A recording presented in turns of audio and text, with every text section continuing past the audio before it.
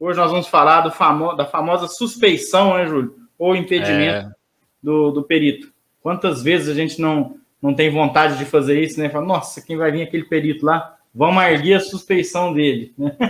Mas a gente vai ver que não é assim tão fácil como a gente gostaria, né? E a gente também passa por isso, né, Thiago? Um pouco tempo atrás eu comentei contigo, né? Na mesma semana eu fui nomeado em 2 perícias e era caso de suspeição, né? Tive que declinar, solicitar a destituição.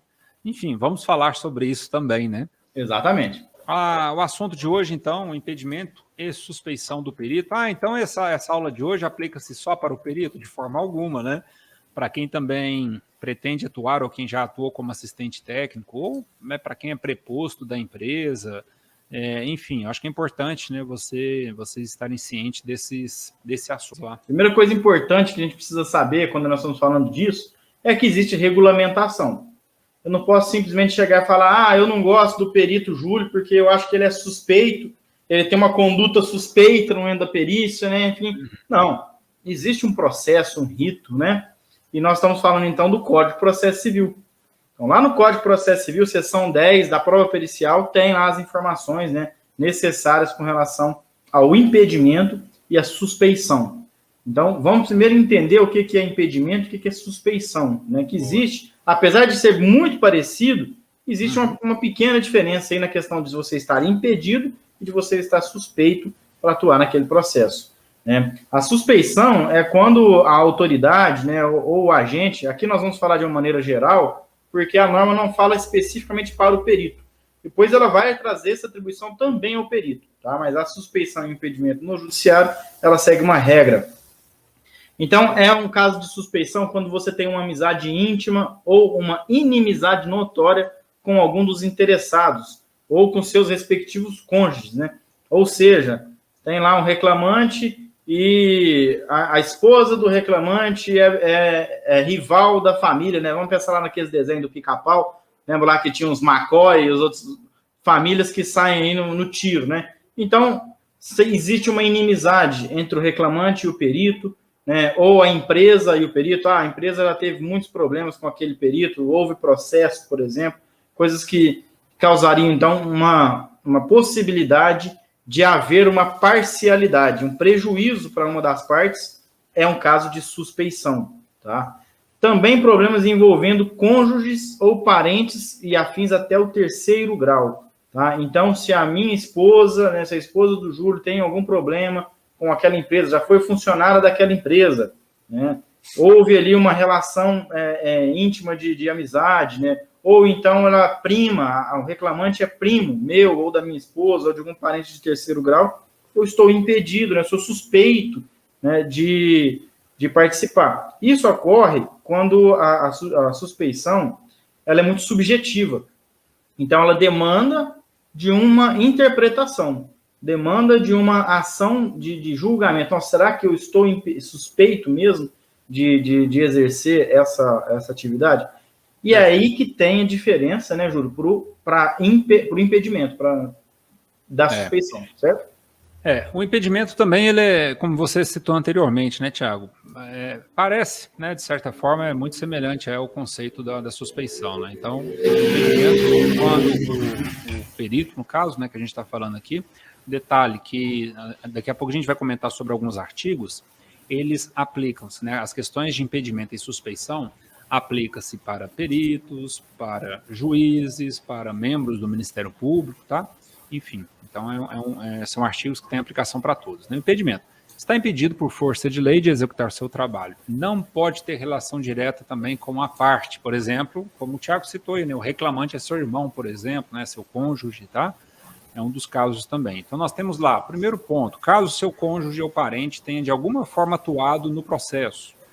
Quando o próprio juiz tiver exercido outra função, advogado, servidor, por exemplo, no mesmo processo. Detalhe, aqui eu estou falando do juiz, tá? Mas daqui a pouco a gente faz a conexão com o perito. Terceiro caso, tiver atuado como juiz no mesmo processo em instância inferior. Quando o próprio magistrado, seu cônjuge ou parentes forem partes no processo ou tenham interesse direto na causa. Aí vem, né, a questão, a orientação. Cabe ressaltar que a hipótese de suspeição e impedimento são aplicáveis também aos membros do Ministério Público, que são eles, né?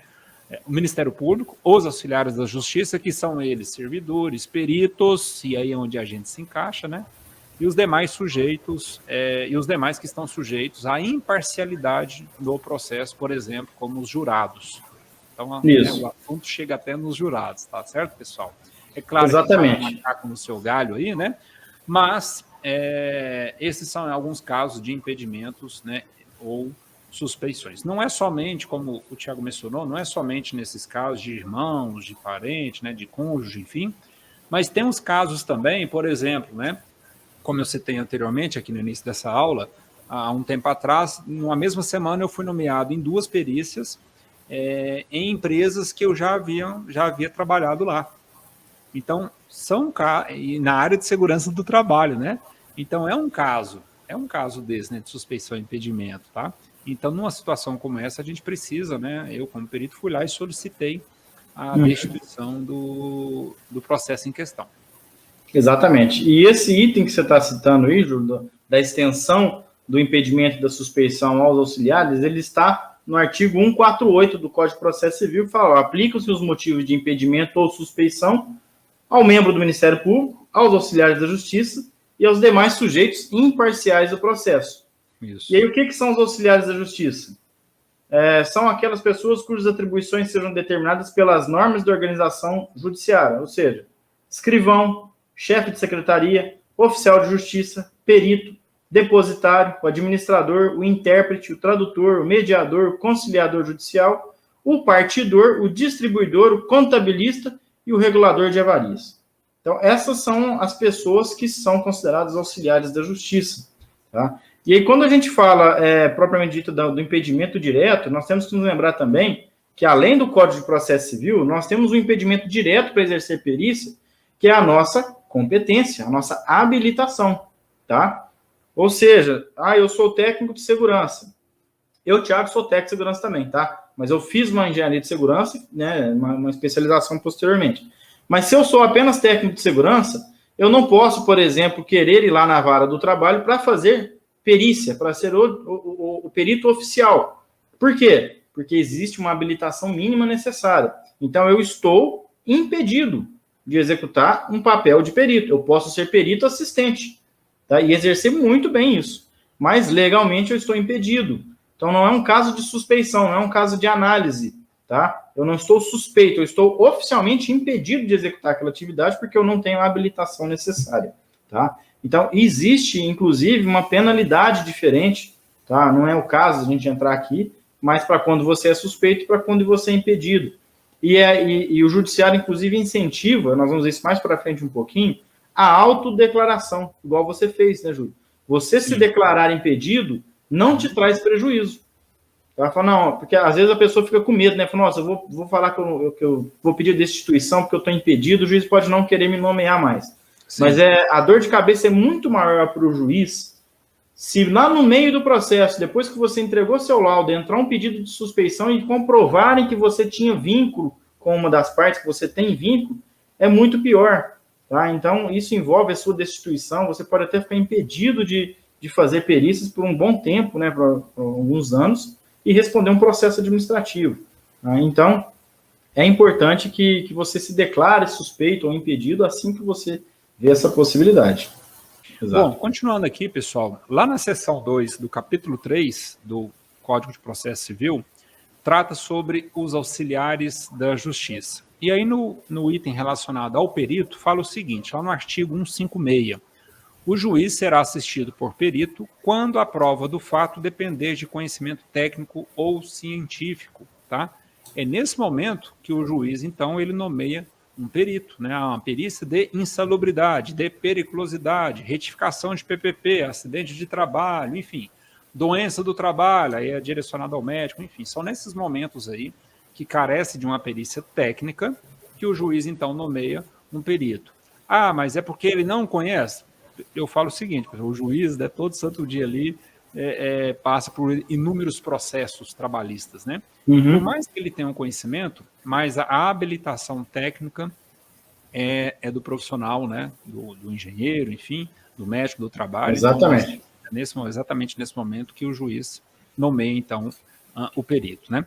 E lá ainda dentro do artigo 156, no parágrafo 4º, fala o seguinte: para verificação de eventual impedimento ou motivo de suspeição, nos termos dos artigos 148 e 467, que a gente já vai ver eles, o órgão técnico ou científico nomeado para a realização da perícia informará ao juiz os nomes e os dados de qualificação dos profissionais que participarão da atividade. E aí o artigo 148 vem trazendo: aplicam-se os motivos de impedimento e de suspeição aos membros do Ministério Público, aos auxiliares da Justiça, que é onde nós estamos, né?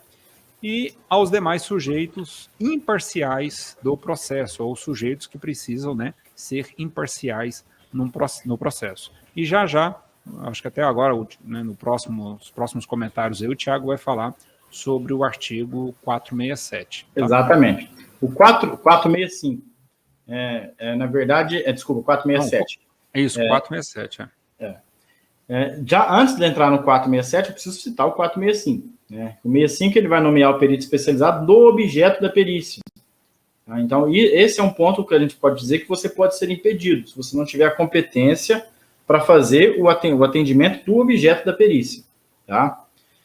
Vai fixar de imediato o prazo para entrega do laudo. Tá? Aí incube as partes, ou seja, é papel das partes, contados aí 15 dias da intimação, solicitar, né, arguir esse impedimento ou a suspeição do perito, se for o caso. Inclusive, o juiz, passado esse prazo, ele pode até indeferir. Falou, não, o seu prazo para poder fazer o pedido de suspeição ou impedimento já se findou. Né? E é aqui que entra a questão da jogada do assistente técnico. Tá? Então, se o assistente técnico da parte tem alguma prova robusta de que aquele perito está suspeito ou está impedido de exercer a perícia, é nesse momento que ele tem que informar a parte. Então, como o Júlio falou no começo, mas essa live aplica-se só para o caso do perito? Não. Olha aqui a matéria para o assistente técnico. Vamos supor que nós estamos numa cidade, por exemplo, igual Uberaba, que a maioria dos peritos, dos engenheiros, se conhecem. Tá? Suponhamos que eu sei que o Júlio está respondendo um processo no CREA, tá? Já está com 5, 6 processos no CREA, por exemplo, de má condução das perícias, ou seja, de processos administrativos, enfim, ele pode até ser condenado a não exercer a profissão mais. Eu posso entregar isso aí para o advogado e mostrar para o juiz. Tá? Para o juiz, a gente quer pedir a suspeição do perito porque ele está mostrando aqui, tem com vários processos, que ele está sendo investigado pelo seu conselho de classe pela não competência dele em exercer desse tipo de perícia. Estou citando um exemplo, tá? Isso é possível? É possível. Quer ver um outro exemplo? Você não está quite com as suas condições do seu conselho de classe.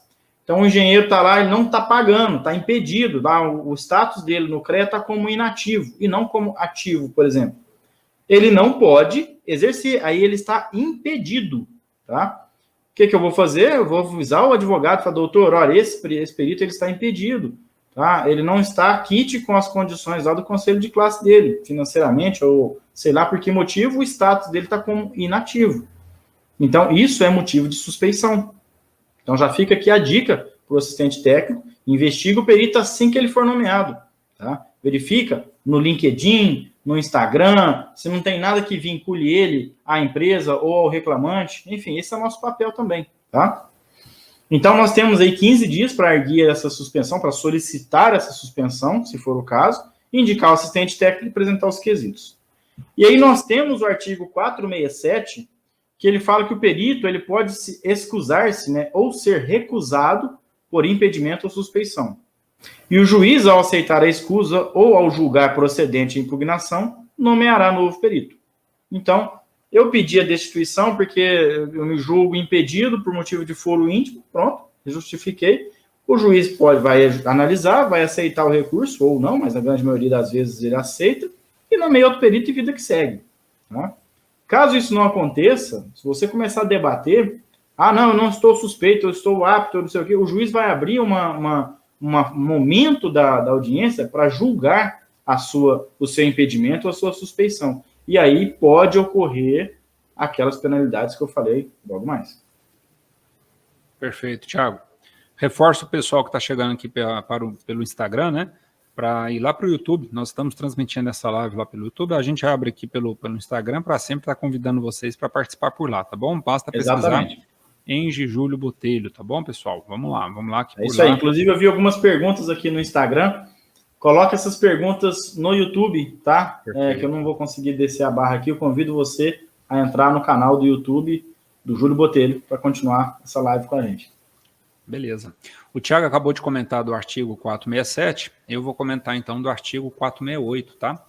Fala o seguinte, que o perito ele pode ser substituído basicamente em duas situações. Na primeira, quando faltar-lhe conhecimento técnico ou científico, tá? Quando o perito não tiver conhecimento daquilo que ele está trabalhando, óbvio, né? E também sem motivo legítimo, ou seja, justificável, né? Ele deixar de cumprir o encargo no prazo que lhe foi assinado, né? No prazo que lhe foi apresentado, tá? Então, se ele não tiver motivo. E ainda fala o seguinte, o parágrafo 1º fala assim, ó, no caso previsto no inciso 2, que é esse caso, né, quando não tem motivo legítimo, né, o juiz, olha só, comunicará a ocorrência à corporação profissional respectiva. Não quer dizer, pessoal, que toda vez acontece isso não, mas o juiz pode, tá?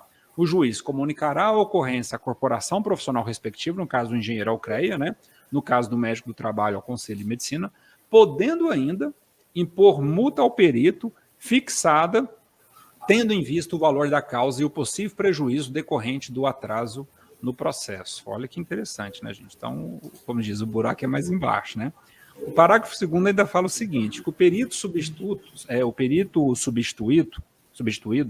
ele restituirá no prazo de 15 dias os valores recebidos pelo trabalho não realizado. Isso se os honorários foram adiantados, né? Sob pena de ficar impedido de atuar como perito judicial pelo prazo de 5 anos, pessoal. Olha que situação, né? Então, é uma responsa muito grande, né, Thiago? Com certeza. Ainda no parágrafo 3º fala o seguinte, não ocorrendo a restituição voluntária por parte do perito, óbvio, a parte que tiver realizado o adiantamento dos honorários poderá promover execução contra o perito na forma dos artigos 513 e seguintes deste Código, com fundamento na decisão que determinará a devolução do numerário. Então, olha só, pessoal, então a coisa pode encrespar. Já vi situação acontecer assim? Não, sinceramente, nunca vi. Mas pode ocorrer? Pode. Está aqui. E se acontecer, o Código de Processo Civil, ele prescreve isso, né? Ele detalha exatamente essas situações, né, Thiago? Exatamente. E tem uma pergunta do Márcio Pereira aqui, Júlio, que ela é muito condizente com o que a gente está falando aqui, né? Vamos lá. E quando o perito nomeado já foi empregado da empresa, tem um tempo depois da sua demissão da empresa que ele pode fazer essa perícia na antiga empresa? Aí nós temos o caso da aplicação do impedimento e da suspeição. Tá? Exato.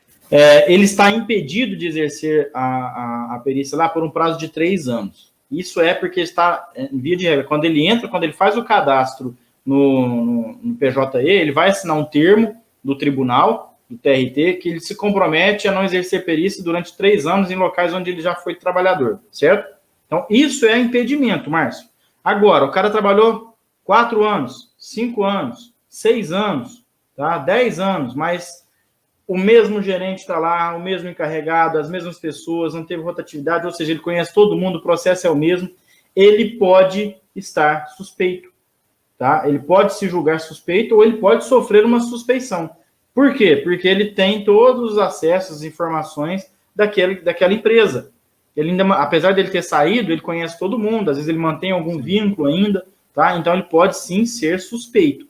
Então aqui existe o caso da diferenciação dos dois. 3 anos, obrigatoriamente impedido. De 3 para cima, pode ser suspeito, tá? E aí, casa com o que eu vou falar aqui agora. Você perito, poxa, mas toda vez que cai uma perícia dessa empresa, né, das coisas, eu acabo sendo nomeado, né? E eu tenho que ficar pedindo todo momento a destituição. O que eu vou fazer para resolver essa situação? Tá? Existe um item lá no cadastro no PJE, principalmente nessa última reforma que eles fizeram, a última adequação, que você cadastra os locais, né, as empresas, os CNPJs ou CPFs que você já considera que é impedido ou suspeito. Tá? Por que disso? Porque aí você não corre isso, na hora que o juiz colocar lá o seu nome, seu CPF, seus dados, já vai colocar que não pode, ele já nomeia outro, então ganha-se tempo com isso. Tá? Ele não tem que colocar na ata de audiência o seu nome, te nomeia, aí você se declara suspeito, ou então a parte requer a sua suspeição, certo? Tudo isso leva tempo. A partir do momento que você faz esse cadastro, ele não tem que ficar te destituindo a todo momento, que isso já é automático, e ganha-se agilidade no processo. Tá? Então, isso é uma vantagem muito grande, que é esse cadastro. Onde é que eu vou, então? Você vai entrar lá no seu PJE, lá dentro da sua plataforma, tem um computadorzinho à esquerda, depois tem um R-cifrão, lá um cifrãozinho de dinheiro, e depois tem um joinha para baixo. É nesse joinha para baixo, você clica nele, e você vai conseguir cadastrar o CPF, lá, a razão social, da empresa, né, da reclamada, que você não pode atuar como perito, e tá tudo certo. E é bem simples, né, Thiago? Você coloca ali o CNPJ, dá um ok, ele já busca, você coloca a data lá a partir de quando que você não pode, e isso. Pronto, já está no sistema, né? Facilita muito para o juiz, com certeza. Tá feito. Exatamente. Eu fiz recentemente, inclusive, um cadastro desse, acabei esquecendo, né, e não cadastrei uma certa empresa que eu trabalhei, e foi justamente a empresa onde eu fui nomeado para a perícia, né? Então, nesse caso, eu anexei lá uma petição, né, solicitando a destituição do processo. Nesse caso, eu não coloquei foro íntimo, né? Geralmente você pode justificar foro íntimo e pronto, acabou, né? Mas nesse caso eu fiz questão de citar, né, que eu já havia trabalhado naquela reclamada e que estava naquele momento, ou melhor, eu coloquei que eu já tinha até feito, na verdade eu fui lá, fiz o cadastro, aí na petição eu coloquei que eu já tinha feito o cadastramento nesse item que o Thiago mencionou, para que, né, para evitar contratempo, enfim, né, esses atrasos aí, né? Então, de fato, isso para o juiz facilita muito mesmo, não tenho dúvida nenhuma. Exato. Acho que é uma boa, né, Thiago? Uma boa prática, né, cara? Com certeza, com certeza. E, pessoal, esse assunto, né, assim como outros vários assuntos, né, nós abordamos no nosso curso de perícia, tá certo? O curso que nós temos aí de formação de peritos judiciais e assistentes técnicos em SST, né? Não é um curso que a gente lança ele com frequência, até porque é um curso grande, né, uma carga horária pesada, e a gente realiza aulas ao vivo com os alunos, apesar que a gente está mudando um pouco a metodologia aí, a gente está trazendo novidades, melhorias para os alunos, melhorias para o curso, né? Mas, enfim, é um curso que a gente não consegue, até mesmo por conta das demais atividades que o Thiago e eu nós temos, a gente não consegue lançar ele, ficar fazendo o lançamento dele com muita frequência, né?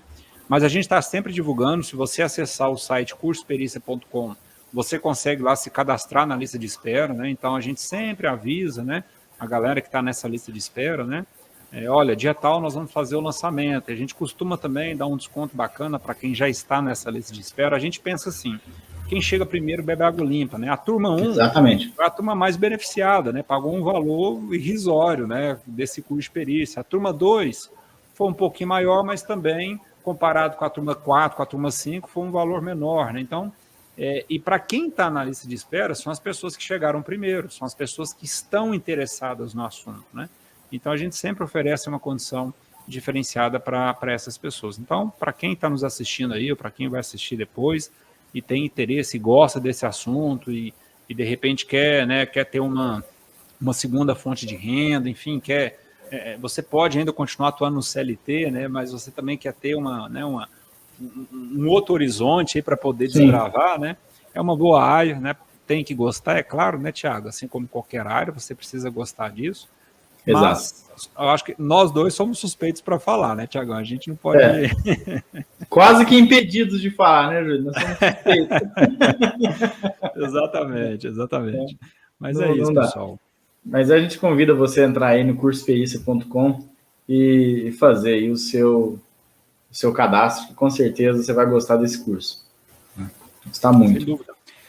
Vamos lá, temos algumas perguntas aqui, né, Tiagão? Isso. As pessoas encaminharam para nós. Vamos puxar aqui. Primeiro aqui a pergunta da Camila. Camila está sumida, Camila. Muito bom ver você por aqui. Júlio e Thiago, o perito pode voltar novamente à empresa sem avisar nenhuma das partes? Não, Camila. Precisa comunicar, né? Então, a primeira diligência pericial você avisa ali geralmente com 5 dias de antecedência, né? no mínimo, né? No mínimo, dias úteis, tá, pessoal? Dias úteis, cuidado para não cometer um erro que eu já cometi lá no passado, né? De não contabilizar os dias úteis aí.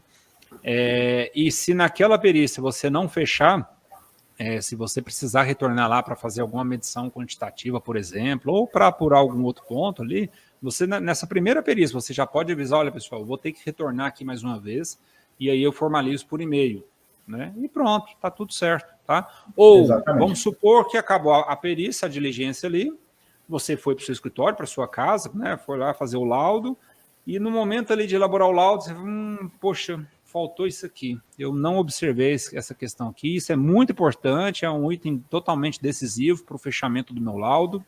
Eu preciso retornar lá. Formaliza por e-mail, tá? Formaliza por e-mail, comunica as partes. Isso mesmo. Entenda uma coisa, o perito não é fiscal. Quem pode chegar na empresa sem avisar é fiscal de Receita Federal, fiscal da Receita Estadual, municipal, fiscal do Ministério do Trabalho, do Ministério Público, enfim, fiscais.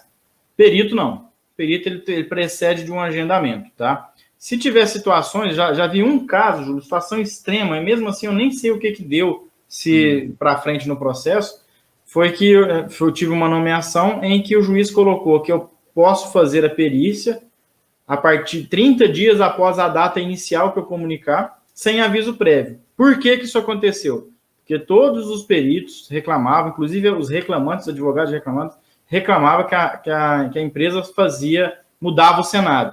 Então, o juiz já determinou na ata que a perícia poderia ocorrer em qualquer dos 30 dias posterior à data de início. Mas foi um caso até hoje e, sinceramente, eu acho que nem isso se vai voltar a acontecer isso um dia. Tá? Por quê? Porque dá muito problema.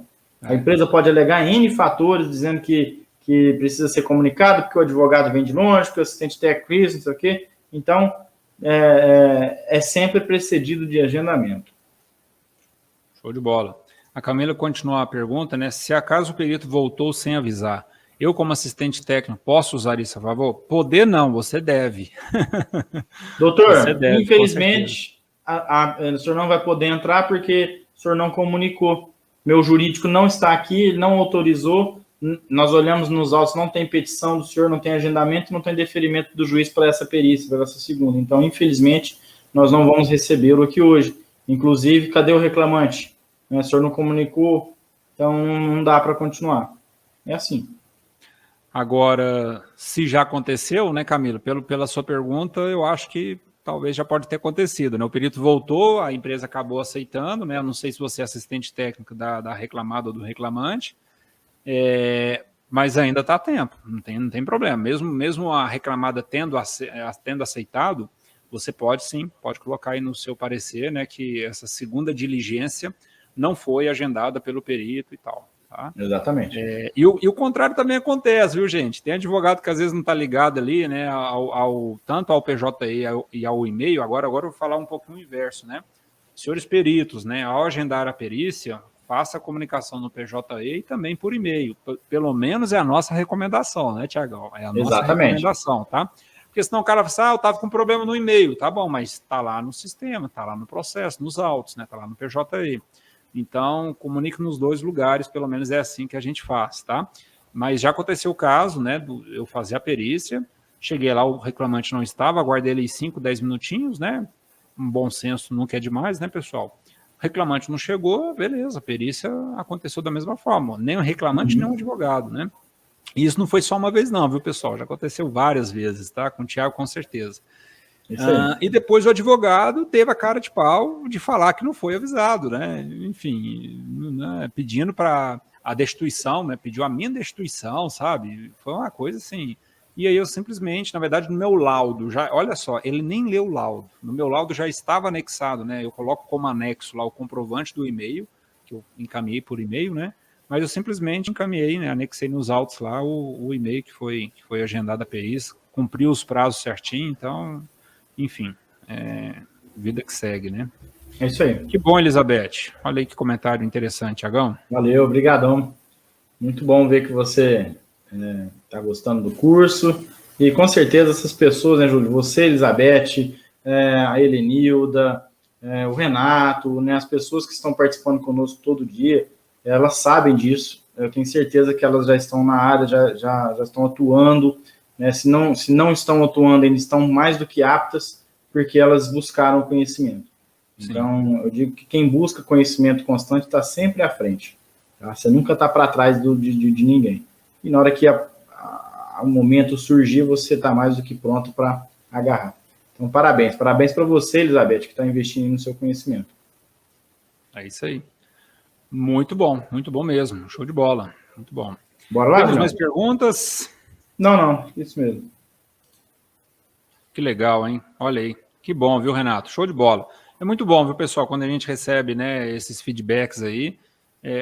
A gente não está pagando ninguém, né? Deixar isso claro, né, Thiago? A gente não está pagando ninguém para colocar esses depoimentos, esses feedbacks, né? Até porque se alguém querer cobrar, a gente não vai pagar, é óbvio que não, porque isso é de coração. Tem que ser de coração, né, Thiago? Tem que partir realmente do aluno, da pessoa, né? Então, é claro que, né, talvez a gente não vai agradar 100% a todos, mas a gente está realmente em busca de fazer o nosso melhor, de dar o nosso melhor. São coisas que a gente vive, né, no dia a dia, é assistência técnica, é perícia, né? Essa semana foi uma semana, né, Tiagão, foi bem corrida aí, assistência e perícia, para lá e para cá, enfim, tanto para mim quanto para você aí. Então é isso, pessoal, aquilo que a gente vivencia aí como diz, no chão de fábrica da perícia, né? É isso o que a gente faz para os alunos aí, é o que a gente compartilha para realmente repassar esse conhecimento que a gente vem conseguindo ao longo dos anos, né? A gente nunca sabe tudo, mas aquilo que a gente sabe pode sim ajudar os colegas, né, Thiago? É isso aí. Vamos lá então, Julião? Vamos lá. Então valeu, pessoal. Show de bola. Muito obrigado a todos aí, Thiagão. Valeu mais uma vez pela 52ª aula. É isso aí. Pessoal, muito obrigado pelo tempo de vocês. Desejo aí um excelente restinho de semana e um bom final de semana.